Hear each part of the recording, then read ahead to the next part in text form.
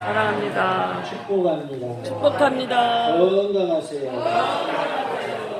예수님의 은혜와 평강이 흘러넘치는 복된 시간, 은혜의 시간 될 줄로 믿습니다. 하나님의 은혜에 대해서 오늘 함께 말씀을 나누고자 합니다. 본문은 이신칭의를 말하고 있습니다. 율법이 아닌 그리스도 예수를 믿는 믿음으로 의롭게 되는 것을 말하고 있어요. 그래서 이신칭의 하면 믿음으로 의롭다, 칭함을 받는다라는 뜻으로서 믿음으로 우리가 의롭게 됨을 말씀하고 있습니다. 율법으로는 죄를 깨닫게 됩니다. 율법이 우리로 하여금 뭐가 죄인지를 깨닫게 한다는 것이죠. 이제 율법 외에 하나님의 한 의가 나타났는데 율법과 선지자들에게 증거를 받은 것입니다. 그 그리스도 예수님을 믿는 믿음으로 말미암아 모든 믿는 자에게 미치는 하나님의 의인데 차별이 없습니다. 그것을 본문은 말씀하고 있습니다. 나는 하나님의 은혜의 결과가 무엇인지 알고 있습니까? 하나님의 은혜로 나는 값없이 구원받게 되었음을 기억하시기 바랍니다. 하나님의 은혜는 값없이 의롭다 하심을 얻은 자 되게 합니다. 24절에 그리스도 예수 안에 있는 속량으로 말미암아 하나님의 은혜로 값없이 의롭다 하심을 얻은 자 되었느니라 라고 말씀합니다. 값없이 의롭다 하심을 얻은 자 되었다라고 하는 것은 값없이 구원받았다라는 뜻입니다. 우리는 예수님을 믿는 믿음만 있으면 예수님의 보혈의 공로로 구원함을 얻게 되었는데 내가 무엇인가 값을 치러서 된 것도 아니고 값 없이 된 것이며 내가 어떤 행위를 함으로 통해서 그 행위에 의해서 구원받은 것이 아니라는 거죠. 전적인 하나님의 은혜임을 말씀하고 있습니다. 이것이 곧 하나님의 은혜다라고 말씀을 해요. 내가 어떤 것을 해서 구원받는 것이 아니라 하나님의 은혜로 값없이 나를 구원해 주심으로 구원함을 얻게 되었다는 것입니다. 같이 봅시다. 하나님의 은혜는 값없이 구원받은 것입니다. 우리가 뭔가 대가를 지불해야 구원받는다 그러면 아마 어떤 분들은 그것이 싫어서라도 예수를 안 믿을지도 몰라요. 그런데 하나님은 그러한 대가를 요구하셔야 요구하시지 않아요? 요구하시지 않습니다. 뭐 하기만 하면 돼요? 예수님을 믿기만 하면 돼요. 어떤 다른 종교에서 말하는 것처럼 선행을 많이 쌓아야 구원받는 게 아니에요. 우리가 교회라 뭐를 많이 바쳐야 구원받는 게 아니에요. 우리가 십자가 탑도 이번에 교체했습니다만은 그 십자가 탑 교체하는데 헌금해야 구원받는 게 아니에요. 그러면 그 헌금한 거 아무 소용 없습니까? 그런 뜻이 아닌 거 아시죠? 그 헌금하는 행위가 구원을 얻게 하는 것은 아니다라는 뜻입니다. 헌금하는 거 귀한 겁니다. 오해하시면 안 됩니다. 우리가 무엇인가 교회를 위해서 헌신하고 충성하고 봉사하고 내 몸을 드리는 것으로 구원받는다 이렇게 믿으면 안 된다는 말이에요. 그것은 성경이 아니에요. 오늘 본문이 그것을 말씀하고 있어요. 우리에게 구원을 주시는 것은 값없이 주셨다는 말이에요. 내가 뭔가 희생을 치러야만 뭔가 대가를 지불해야만 구원함을 얻는 것이 아니라 그러한 대가 치르는 거 없이 값 없이 구원함을 얻게 해 주셨다는 것이죠. 우리의 헌신, 봉사, 충성은 구원받은 자로서 하나님의 은혜에 감사해서 하는 것이지 그 헌신이, 봉사가, 충성이 구원받게 하는 것은 아니라는 것이죠. 그래서 믿음으로 구원받는다라고 하는 것은 값없이 구원함을 얻게 해 주셨다는 뜻인 것입니다. 우리가 전도하러 가면 나는 죄가 많아서 천국 못 가요. 이런 분들이 있어요. 그분들의 생각은 뭐냐면 내가 뭔가 착한 일을 해야 천국 간다라고 생각을 하기 때문에 그런 말을 하는 거예요. 나는 지금껏 법 없이도 살았어. 나는 그래서 천국 가. 이런 사람도 있을 수 있어요. 그러나 그 행위가 구원받게 한 것이 아니기 때문에 구원이 있어요, 없어요? 없는 거예요. 왜 그래요? 성경은 분명하게 구원에 대해서 말씀하고 있어요. 주 예수를 믿으라. 그리하면 너와 내 구원을 받으리라 그랬다. 앞에 뭐가 있어요? 예수를 믿으라는 거예요. 주 예수를 믿으라. 예수를 믿어야 구원이 있다는 거예요. 그러니까 이 구원의 문제에 있어서는 믿음이 있어야 한다는 것을 분명하게 말씀하고 있는 것이죠. 24절은 그리스도 예수 안에 있는 속량으로 말미암아라고 말씀을 합니다. 그리스도 예수 안에라는 표현은 바울이 에베소서 1장에서 주로 사용한 의미와는 다소 차이가 있는데요. 에베소서 1장에서는 성도가 그리스도 예수님과 영적 연합하는 것을 말할 때 그리스도 예수 안에라고 표현을 했다면, 오늘 본문에서는 그리스도 예수님께서 성취하신 사실에 그 초점을 맞추고 있습니다. 그래서 예수님이 직접 우리를 뭐하여 주셨다? 속량하여 주셨다. 우리를 구속하여 주셨다. 우리를 구원하여 주셨다. 그런 의미로 쓰이고 있습니다. 속량이라는 말은 구속이라는 말과 같은 뜻인데, 대가를 주고 사서 어떤 사람을 구원하거나 속전을 받고 풀어준다라는 뜻을 가지고 있습니다. 속량 또는 구속은 신약에서 다음의 의미로 사용되어 있는데요. 먼저는 값을 주고 샀다라는 뜻을 가지고 있습니다. 19절, 20절, 고린도전서 6장 19절, 20절에 보면 너희 몸은 너희가 하나님께로부터 받은 바 너희 가운데 계신 성령의 전인 줄을 알지 못하느냐. 너희는 자신의 것이 아니라 값으로 산 것이 되었으니 그런즉 너희 몸으로 하나님께 영광을 돌리라 라고 말씀합니다. 또한 고린도 7장 23절에는 너희는 값으로 사신 것이니 사람들의 종이 되지 말라라고 말씀하고 있습니다. 그러니까 지금 무슨 말씀을 하고 계시냐면 하나님께서 값으로 사셨다. 그러니까 예수님의 그 피값으로 우리를 사셨다라고 말씀을 하고 있어요. 대신에 우리는 그 값을 지불한 일이 있어요, 없어요? 지불한 일이 없다라고 말씀하고 있습니다.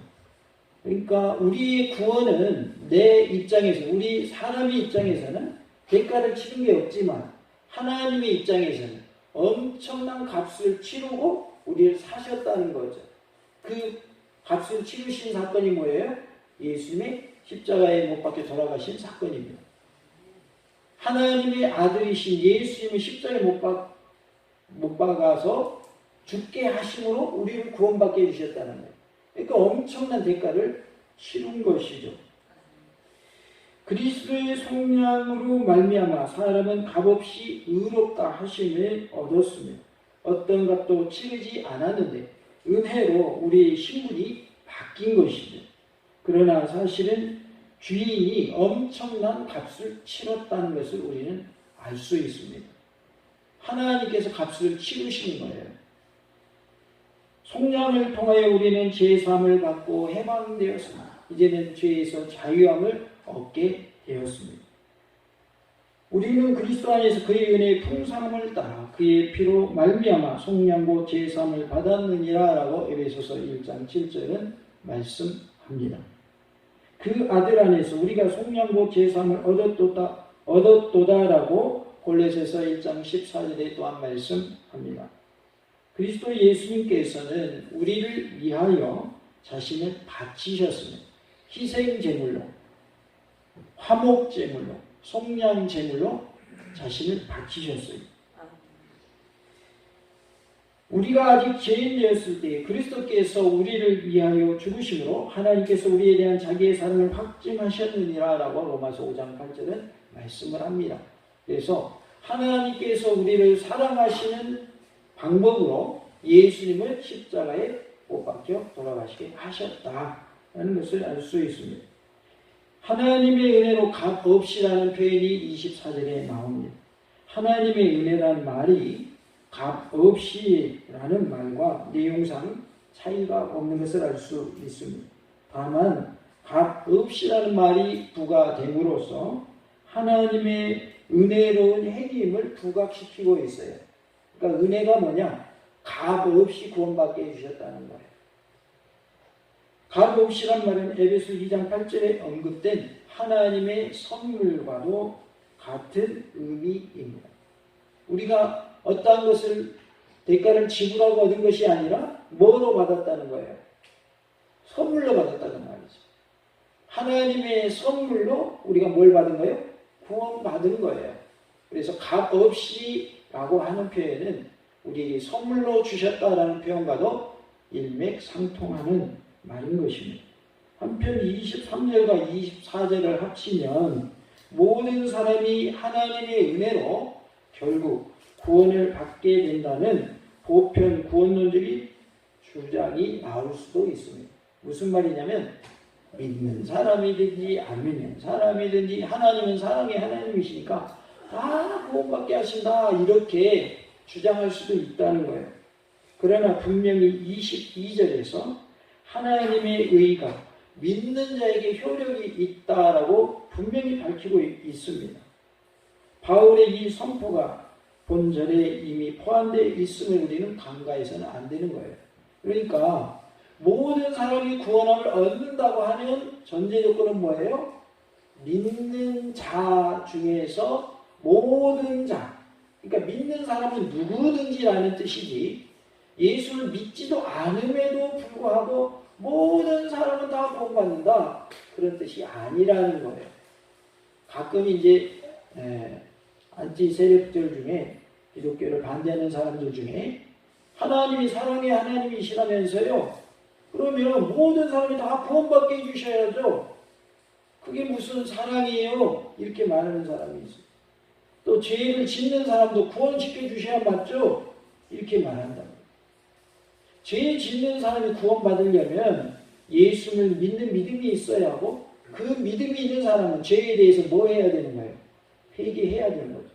그런데 죄에 대한 회개도 없고 예수를 믿는 것 그 과정도 없는데 구원하여 주셔야 된다라고 주장하는 것은 성경과 전혀 상관없는 말인 것입니다. 예수 안 믿어도 구원함을 얻을 것 같으면 예수 믿으라고 전도할 필요가 있어요, 요새? 없겠죠.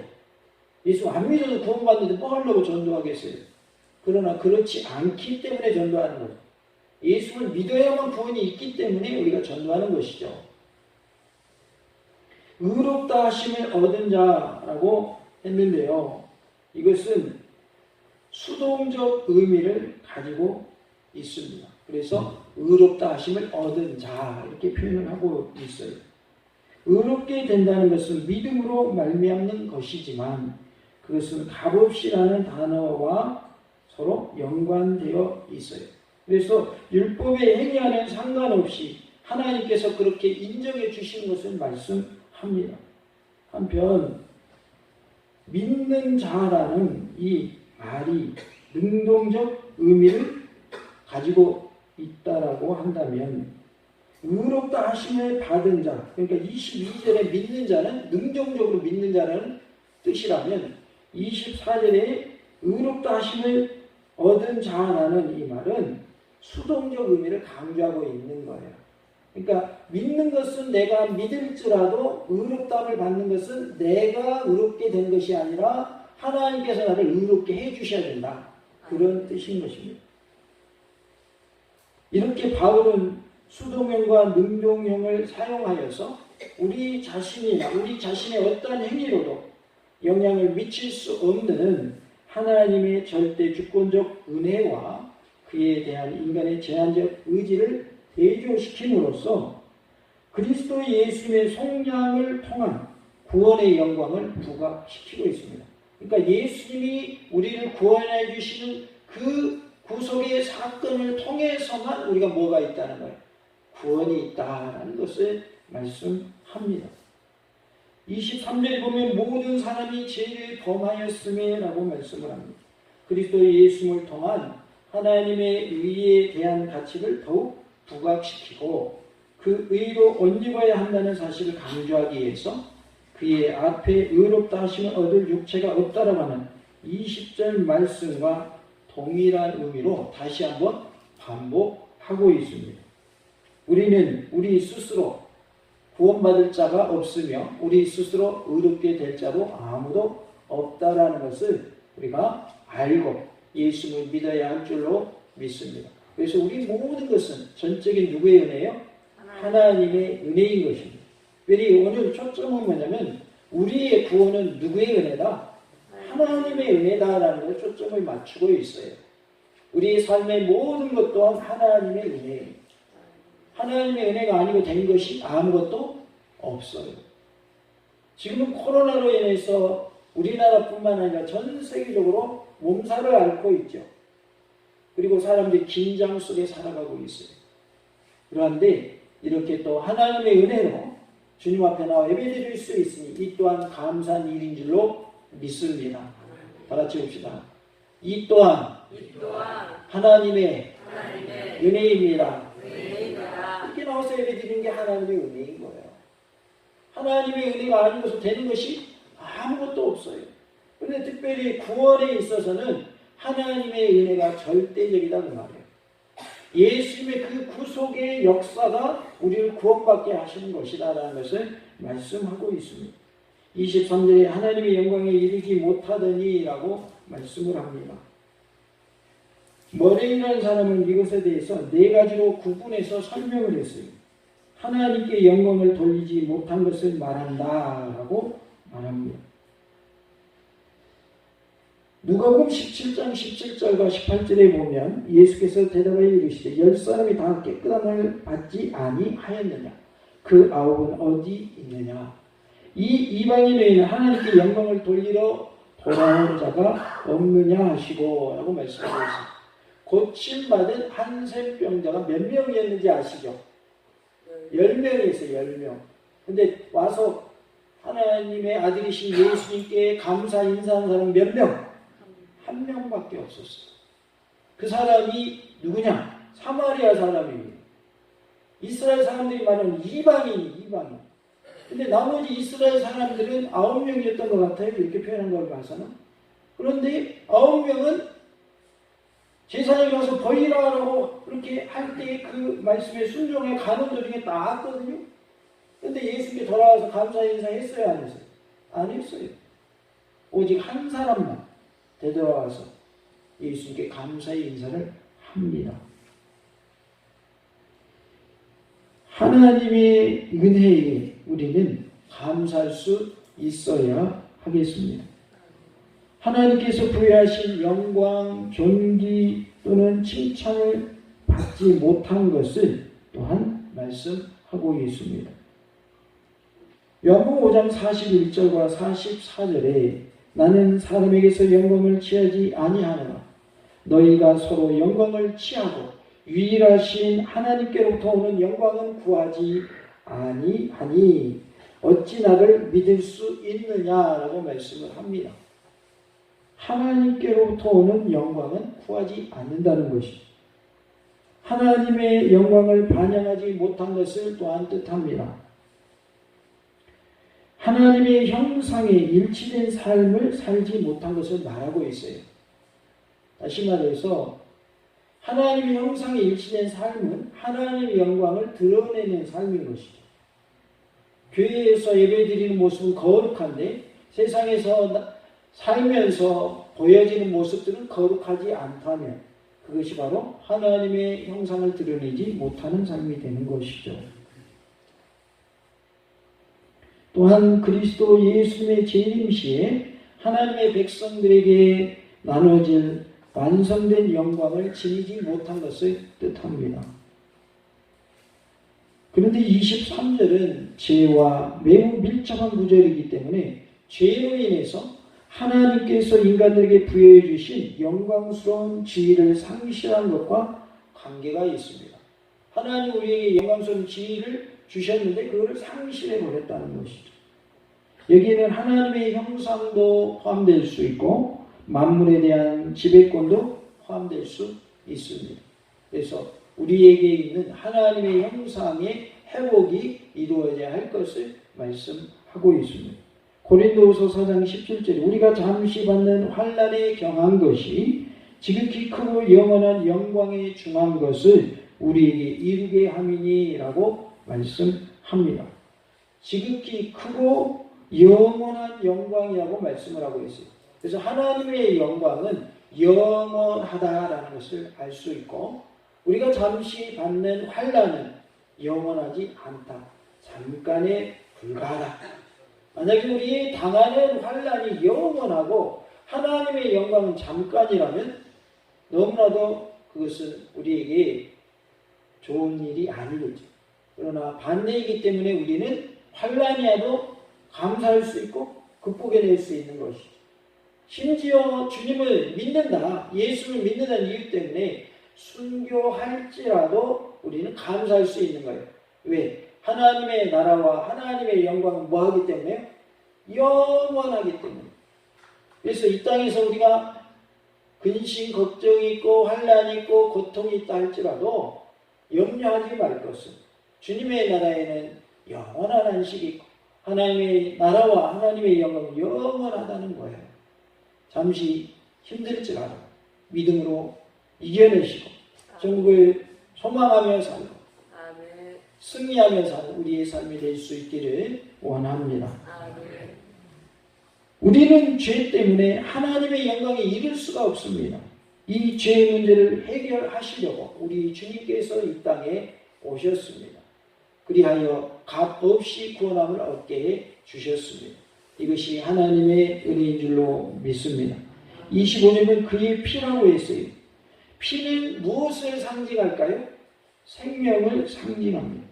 그리스도 예수께서 죄인을 위해서 피를 흘리심은 자기 생명을 속전으로 바쳐서 희생시키셨음을 의미하고 있습니다. 그래서 예수의 피는 우리에게 절대적이고 예수의 피가 없는 구원은 있을 수 없다는 것을 우리는 기억해야 하겠습니다. 구약의 제사를 보면 제물을 먼저 어떻게 합니까? 죽입니다. 왜? 죽여야 바칠 수 있기 때문에. 그러면 제물을 죽이면 제물은 반드시 뭘 흘리게 되어 있어요? 피를 흘리게 되어 있어요. 그 피를 제단에 뿌리고 제단 뿔에 바르기도 하고 그렇게 하죠. 그런데 이 피를 통해서 피는 생명이다라고 말씀하시면서 이 제물이 너를 대신해서 죽은 것처럼 예수님께서 우리를 위하여 죽어 주실 것을 미리 알려주신 것이 구약의 제사 제도이죠. 우리는 예수님의 피로 구원함을 얻게 되었다라는 것을 말씀하고 있습니다. 25절에 화목 제물이 나옵니다. 이것에 대한 번역에 따라서 견해의 차이가 있는데요. 화목 제물을 속죄 제물을 의미한다라고 보는 견해가 있습니다. 히브리서 9장 5절에서는 지성소에 있는 속죄소 혹은 시은자를 의미하고 있습니다. 속죄소 시은자는 뭐냐면 법궤가 있으면 법궤를 덮는 뭐가 있어요? 뚜껑이 있죠. 그 뚜껑을 말하는 거예요. 그러므로 이 화목 제물은 지성소에서 행해지는 온 백성을 위한 속죄 행위를 강조하고 있습니다.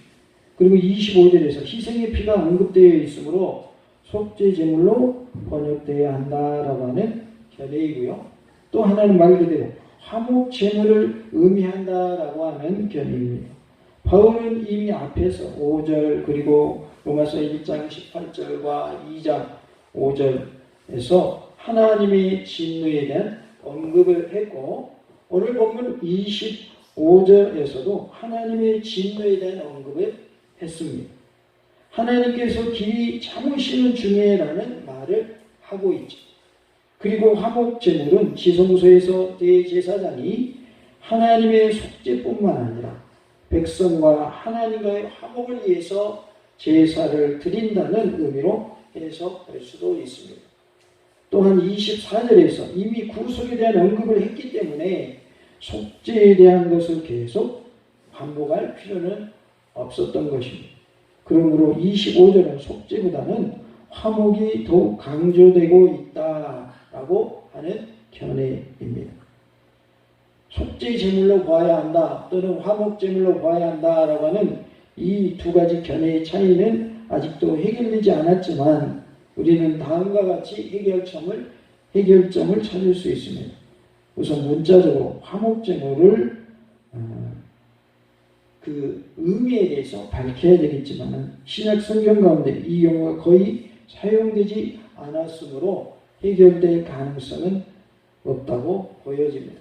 다만 좀 더 포괄적인 의미로 받아들여서 이 화목제물을 구속과 함께 화목의 의미를 동시에 지니는 것으로 이해할 필요가 있습니다. 그리스도 예수의 피는 1차적으로 속죄와 관련되어 있지만 그 속죄의 결과는 인간과 하나님 간의 화목으로 나아가게 되죠.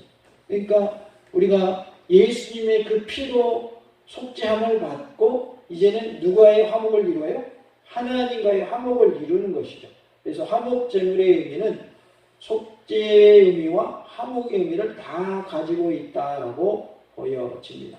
즉 속죄의 결과로 화목이 이루어지는 것이죠. 다시 말해서 우리가 예수를 믿음으로 의롭다함을 얻고 값없이 구원함을 얻게 되는 것을 말씀하고 있습니다. 길이 참으시는 중에 전에 지은 죄를 간과하심으로 라는 표현이 25절에 나옵니다. 하나님께서 길이 참으신 것은 결코 하나님의 불의하심을 나타내지 않습니다. 오히려 알지 못하던 시대에는 하나님이 간과하셨거니와 이제는 어디든지 사람에게 다 명하사 뭐 하라 하실까요? 회개하라 하셨다라고 사도행전 17장 30절은 말씀하고 있습니다. 알지 못하던 시대에 하나님이 허물치 아니하신 것은 하나님께서 당신의 의로우심을 나타내시기 위함입니다. 이런 의미에서 간과는 죄인된 인간이 하나님의 인내로 말미암아 죄의 가리움을 받았다는 의미로 해석되어집니다.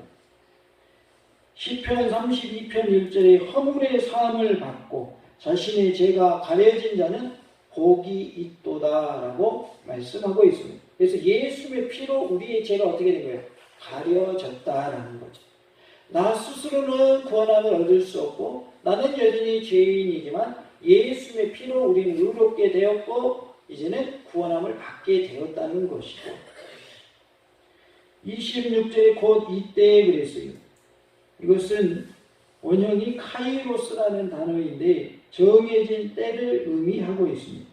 이때는 종말론적인 시기 또는 그리스도 예수님께서 구속을 실현하시는 시기로 말할 수 있는데요. 본절에서는 하나님의 관용으로 인간의 죄를 간과하셨던 시기와 대조를 이루는 때로서 지금 믿는 자들에게 현재적인 칭의를 제공하는 때를 의미하고 있습니다. 그래서 하나님께서 너는 의로운 자가 되었다, 의롭게 되었다라고 하는 그 때를 말하고 있어요. 26절에 자기의 의로우심을 나타내서 하라고 말씀을 합니다.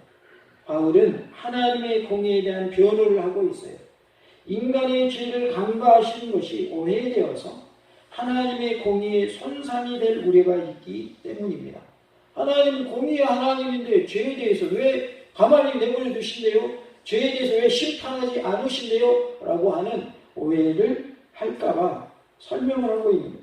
그들의 죄를 간과하시고 믿는 자들을 의롭다 하신 것은 하나님께서 친히 독생자를 속죄 제물과 화목 제물로 삼으사 그에게 하나님의 공의에 따른 진노와 저주를 담당케 하신 사실에서 비롯되고 있습니다.